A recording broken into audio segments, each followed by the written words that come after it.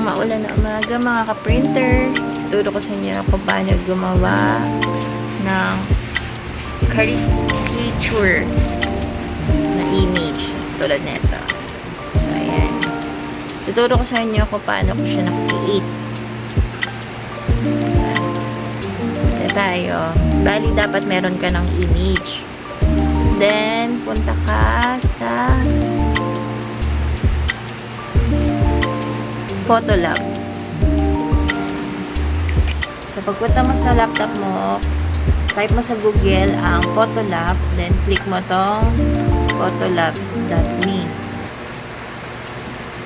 So, ayan, lalabas na lahat. Bali, hanap ka lang ng gusto mong i-collab. So, ito sa akin. Ito. Gusto ko to. Then, apply. So, ito yung napili ko.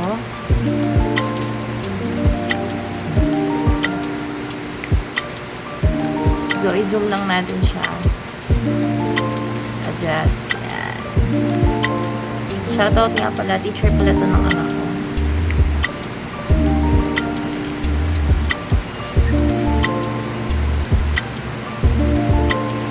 Pasensya nyo na yung background ko kasi sobrang ingay talaga. Dahil nga maulan.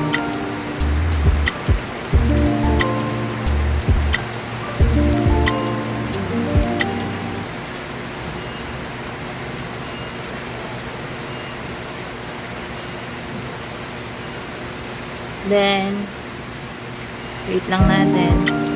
Habang naglo-loading siya, pwede na tayong pumunta dito sa Osokyu. Ano yung pronounce nyo? So, ayan, punta ka dyan. Then, free, click mo lang itong free caricature.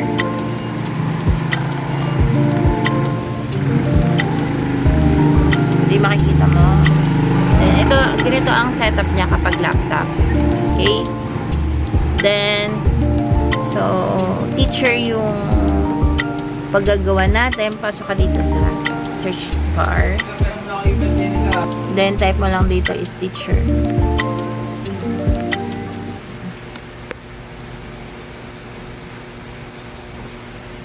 So, ayun na. Nag-appear na lahat ang ano ng teacher. So, ang gagawin mo is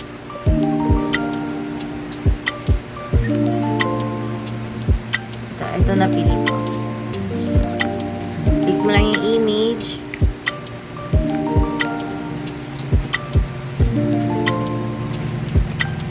Save as. Save mo lang yung image. Okay na. Then, after nya, nasa na yung ginagawa natin sa ang dami ko nakabukas na tab.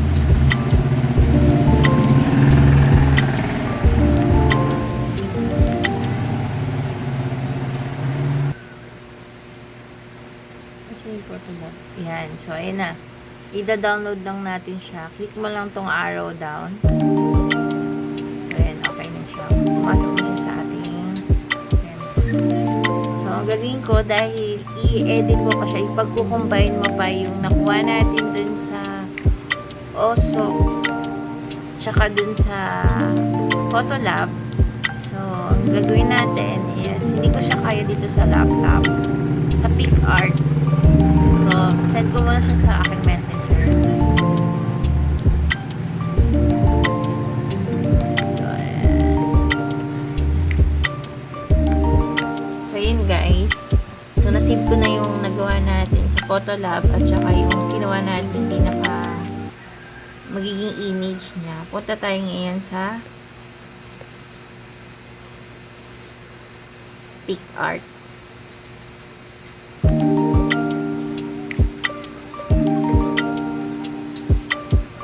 Add plus lang tayo.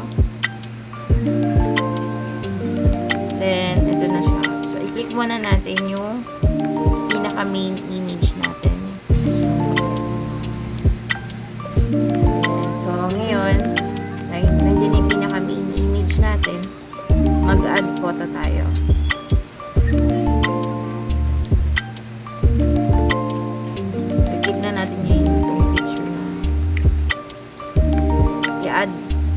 Add 1 lang natin. So, size natin. Paano mo malalamang tama yung size mo? Yung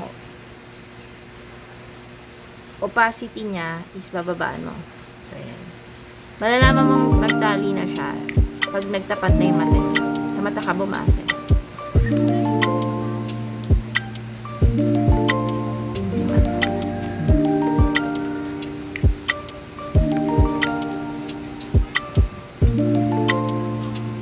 So, ayan. Para sa akin, okay na yan. Then, gagawin natin para mabura yung mga yung mga excess niya. Ito yung erase bar sa taas. So, ayan.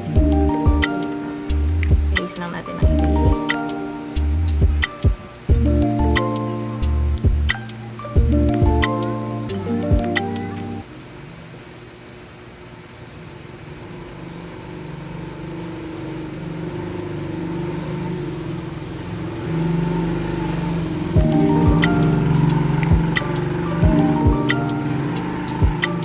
Tapos, after nyan, pagkatapos mo ma-erase, balik mo lang din ulit yung check mo muna. Then, balik mo lang din yung opacity niya. So, yan. So, may excess pa. Burin pa natin.